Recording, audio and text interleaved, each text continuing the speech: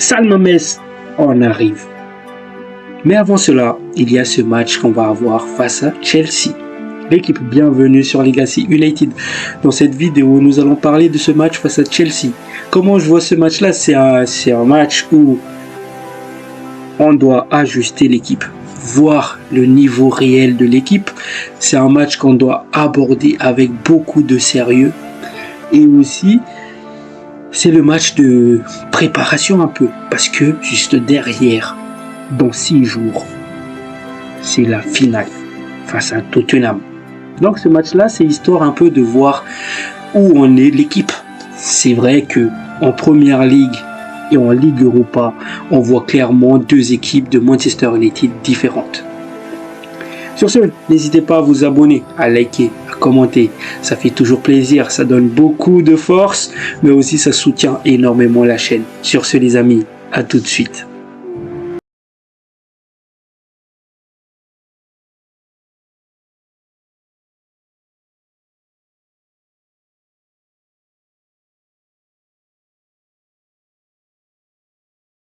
La famille, bonjour à vous, j'espère que tout va bien pour vous. Pour ce qui est de ma part, je vais bien. Donc comme je l'ai dit, c'est l'heure des ajustements pour voir si l'équipe irait pour ce match d'Europa League, la finale face à Tottenham à San Mamés. Mais avant cela, il y a ce match qui arrive. Donc il faut bien aborder ce match-là. Certes, il n'y a plus grand-chose à gagner, à espérer en PL, parce que le classement parle en soi. Chelsea, certes, ils ont tout à gagner encore parce qu'ils sont dans la course pour la Ligue des Champions. Ils sont 5e au classement avec 63 points. Mais pour nous, Manchester United, on est 16e avec 39 points. Ça date qu'on n'a pas eu de victoire en PL. Ça date. On enchaîne entre les matchs nuls et les défaites ces derniers temps. Donc, ce match face à Chelsea, il faut se donner les moyens de le gagner, de faire un bon match. Parce que c'est ultra important, parce que on pourra juger l'équipe pour voir si on est prêt face à Tottenham. Et pour cela, Ruben Amorim ne doit pas faire beaucoup de rotation. Ce match-là aussi, c'est une manière de préparer justement cette finale. Il faut voir l'équipe type à être alignée demain.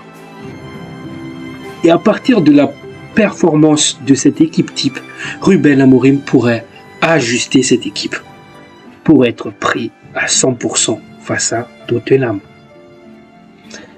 Voilà ce qui est l'enjeu de ce match-là. Donc, avant de se lancer dans ce preview, nous allons d'abord discuter des différentes interviews d'avant-match qui est apparu. Nous allons analyser les propos de Ruben Amorim, comment il voit ce match-là justement. Est-ce qu'il le voit de la même manière que moi je le vois ou que nous le voyons? On va en discuter de tout cela tous ensemble. Donc, on va direct commencer cette interview d'avant-match de Ruben Amorim. Donc, tout d'abord, il vient sur Diogo Dalot. Dalot fait de gros efforts. Je ne veux pas prendre de risques. Nous verrons bien. Il travaille très dur pour participer à la finale. Donc, c'est un indice qu'il nous lâche. Parce que je pense que on va avoir des retours justement pour disputer ce match face à Tottenham. C'est-à-dire un Diogo Dalot, un Eden Even et peut-être un De Ligt, Leny Yoro, etc. Mais je pense pas qu'il va prendre le risque, d'ailleurs c'est ce qu'il dit, face à Chelsea. Même si les joueurs comme Eden Even ou Diogo Dalot reviennent, je pense pas qu'ils vont jouer face à Chelsea. Parce que justement, il faut les gérer pour qu'ils ne se reblessent pas derrière. Et je suis tout à fait d'accord avec cela. Il enchaîne sur le fait de payer pour les membres de son staff et leur famille. Cela ne va pas changer ma vie. Il s'agit d'aider. Tous les joueurs ont eu la même réaction. Tout le monde veut que le staff soit là, que les familles soient là. Parce que oui, les gars, c'est quand même bizarre que Ruben Amorim, c'est lui qui paye ce genre de choses. Et sachant qu'à côté, on a Ineos, Ratcliffe, qui est censé être milliardaire. Et ça fait plaisir de voir un coach qui prend cette initiative-là. Ça fait énormément plaisir. Une finale, c'est différent. Je vous garantis que lorsque nous jouons un match en Europa League, l'environnement est différent et vous pouvez sentir l'excitation. En même temps, vu qu'on vient de sortir d'une saison catastrophique, décevante, on n'a quasiment rien à se mettre sous la dent. À part cette finale, c'était à peu près pareil aussi la saison dernière. On n'allait pas justement être en Europe sans avoir gagné cette finale de FA Cup. Donc on a senti des joueurs se transcender pour justement chercher un peu le pardon via leurs supporters, via leurs fans. Et c'est pour cela que j'ai pas peur de cette équipe de Tottenham, parce que je sais au fond de moi que ces joueurs-là, ils vont tout donner pour remporter cette coupe. Et c'est pour cela que je suis confiant. Évidemment, les journalistes n'ont pas loupé sur le fait que le dernier sorti de Ruben Amorim, il a laissé entendre qu'il allait laisser sa place à quelqu'un d'autre si jamais cette saison-là se reproduisait l'année prochaine. Ils n'ont pas loupé, ils ont posé cette question-là à Ruben Amorim s'il comptait vraiment partir, voilà. Donc il dit, ce que je dis, c'est que depuis que je suis arrivé ici, je parle des standards, je ne peux pas voir l'équipe obtenir ses résultats en première ligue et ne rien dire. Je suis loin d'abandonner, nous devons être performants. Si ce n'est pas le cas, ils nous changeront, c'est normal. Là, il rentre dans les détails et ça fait plaisir parce que c'est vrai que moi, ça m'a fait un peu peur de voir un Ruben Amorim dire que si jamais il était temps de laisser sa place, etc. Parce que cette saison-là, c'est pas Amorim le fautif cette saison. On savait comment Ruben Amorim jouait, son style de jeu. Et nous, Manchester United, on n'avait pas les joueurs pour qu'il applique son système. Pourtant, les dirigeants, le board, etc., ils sont quand même partis chercher Ruben Amorim. Donc on s'est dit, ok, par contre, là, il faut un mercato hivernal XXL, chose qui n'a été pas faite. Là où on va juger Ruben Amorim, c'est à partir de l'année prochaine, quand il aura ses joueurs. Il faut lui laisser du temps. Et j'ai bien aimé sa réponse. On parle là de standard du club. Depuis quand Manchester United a des standards ultra bas? On est censé être un gros club. C'est quand même aberrant. Et j'ai bien aimé sa réponse. Il enchaîne. Je pense qu'être en Champions League est important pour tout. C'est notre place. L'Europa League ne suffit pas. C'est le meilleur moyen de nous hisser au sommet dans quelques années. Donc voilà. Il revient évidemment sur son équipe. Cette équipe a déjà prouvé qu'elle était capable de se surpasser en finale. Et je suis tout à fait d'accord avec cela. Surtout que quand cette équipe sort d'une très très mauvaise saison, comme je l'ai dit tout à l'heure, il se surpasse justement pour gagner. On a vu ça face à City l'année dernière. Et je pense que ça va se reproduire mercredi. Maintenant, à voir comment ils vont faire. Est-ce qu'ils vont gagner avec la manière ou bien est-ce qu'ils vont gagner de manière décevante? Ça, mercredi, on le saura. Évidemment, les journalistes lui ont posé la question, est-ce que Ruben Amorim il va chanter en cas de victoire? Et là, encore une fois, j'ai aimé sa réponse. Non, je ne chanterai pas. Il ne mérite pas ça. Et il rigole évidemment. Et je suis tout à fait d'accord. Pourquoi tu vas chanter alors que ton équipe, justement, il ne mérite pas ces louanges? Évidemment, il faut les féliciter s'ils arrivent à gagner cela. Et je vois évidemment que Manchester United fait l'effort justement pour remotiver les joueurs. Parce que là, j'ai vu des rumeurs circuler comme quoi, si jamais United arrivait à gagner cette Europa League, les joueurs, ils vont recevoir des primes. Donc, c'est une bonne manière aussi de remotiver cette équipe. Donc, voilà. Donc, il enchaîne. Nous avons besoin de plus de temps avec l'équipe pour mettre en place beaucoup de choses à Charlton. Nous devons être une équipe, une meilleure équipe, si nous voulons gagner des matchs européens. Et être vraiment compétitif en première ligue, ça va être difficile. Je suis d'accord avec tout cela. Il aura du boulot, notre cher ami Ruben Amorim. Il aura beaucoup de boulot pour avoir une équipe compétitive. Parce que moi, je pense encore une fois que c'est pas avec ces joueurs-là qu'on va aller loin. C'est pour cela que je mets l'accent sur le mercato. Il faut faire une grosse mercato. Il faut déjà faire un grand ménage, se débarrasser de beaucoup de joueurs et reconstruire un groupe. Et travailler sur ce groupe-là, inculquer la bonne mentalité, le bon vision de jeu.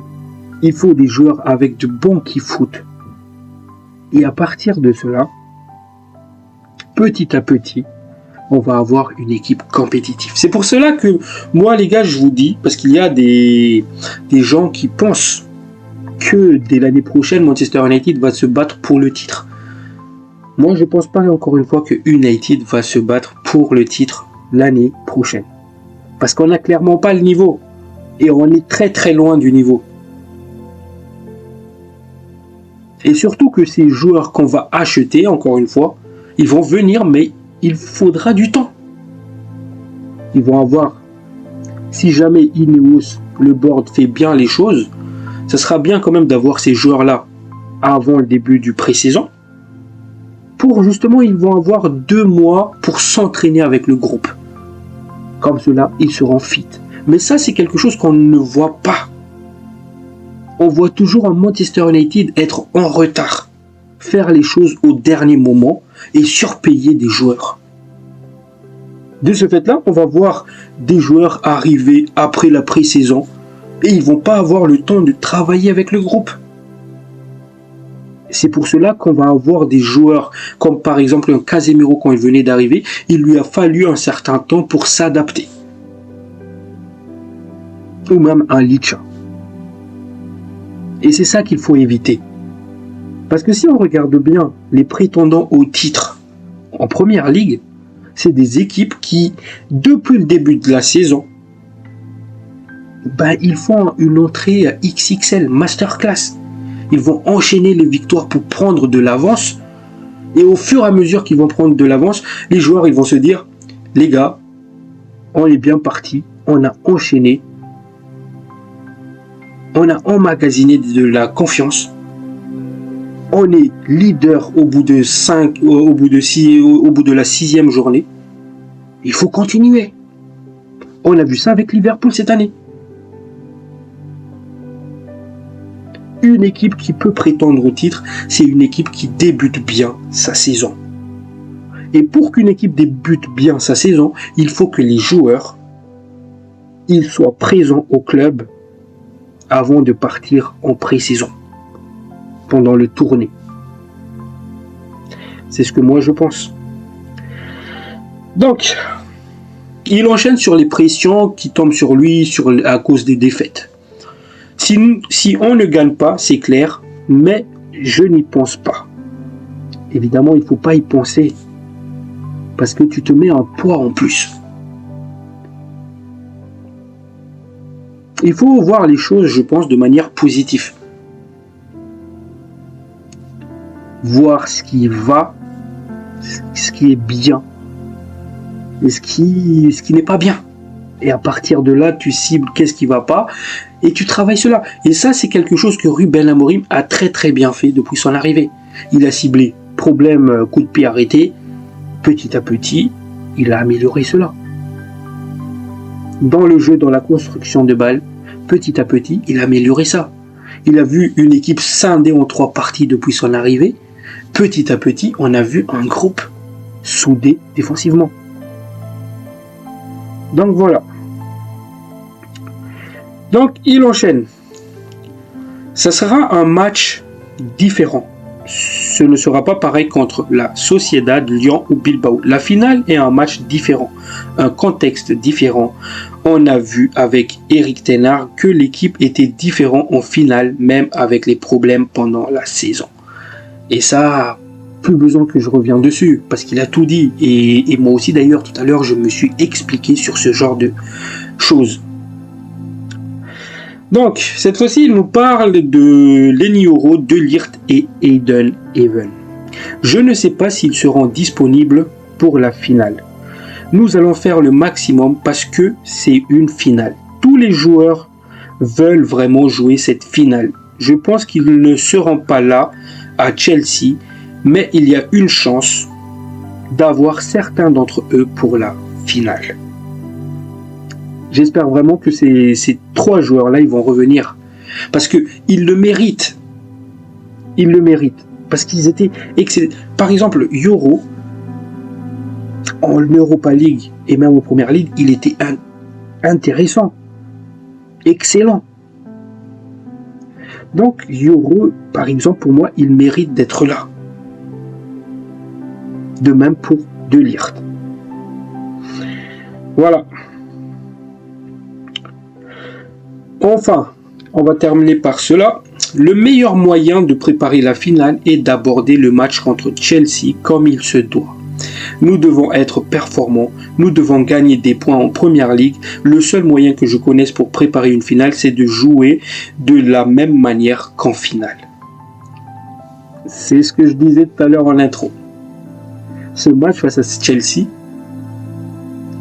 c'est une manière de préparer justement la finale. Si on arrive à gagner Chelsea, non seulement on va arriver en finale avec un surplus de confiance, surtout s'il y a des choses qui ne vont pas, des petits réglages qui ne vont pas, ben on pourrait l'ajuster justement pour affronter Tottenham.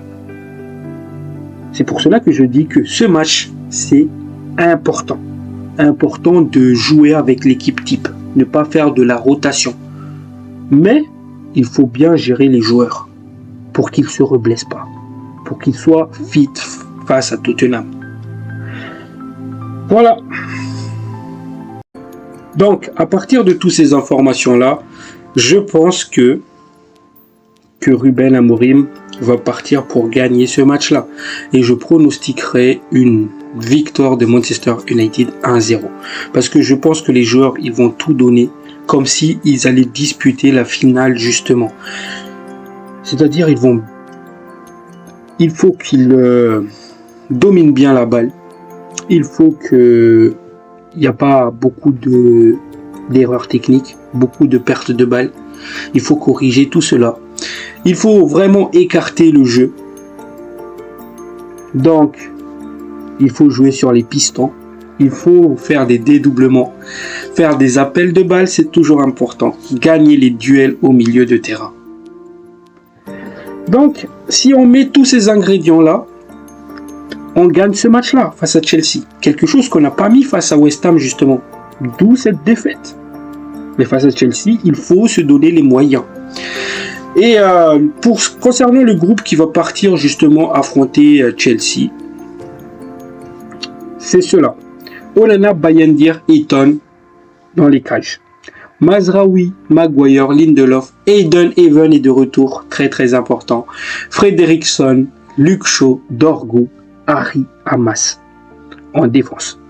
Casemiro, Ugarte, Eriksen, Toby Coylir de retour aussi les gars, et ça fait plaisir.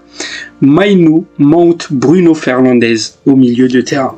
Enfin, en attaque, on va avoir Amad Diallo, Garnacho, Rasmus, Hollande. À partir de ces joueurs-là, je pense que Ruben Amorim va aligner cette équipe. C'est l'équipe type pour moi, selon moi, qui va disputer la finale. Donc, il va partir avec Onana dans les cages, une défense à 3 qui ne change pas, Mazraoui, Maguire, Luke Shaw, parce qu'il n'y a pas Yoro encore une fois, et Ayden Even vu qu'il revient. Je ne pense pas que Ruben Amorim va le mettre titulaire. Je pense qu'il va avoir du temps de jeu, mais il ne va pas débuter le match. En piston droit, ce sera Amad Diallo. Parce que Diogo Dalot n'est pas de retour. Donc, Pas le choix. Je pense qu'il va partir avec Amad Diallo. Fernandez, Casemiro dans l'axe. Patrick Dorgu à gauche. Et l'attaque, Garnacho, Rasmus Højlund et pour moi, Mason Mount doit être titulaire. Parce que dernièrement, je vois un Mason Mount qui revient en force, les gars. Même face à West Ham, dans les 20 premières minutes, Mason Mount, il était intéressant. Dans les 30 premières minutes, il bougeait beaucoup. Donc, pour moi, Mason Mount, il doit être titulaire. Donc, selon moi, ça sera l'équipe qui va être alignée par Ruben Amorim.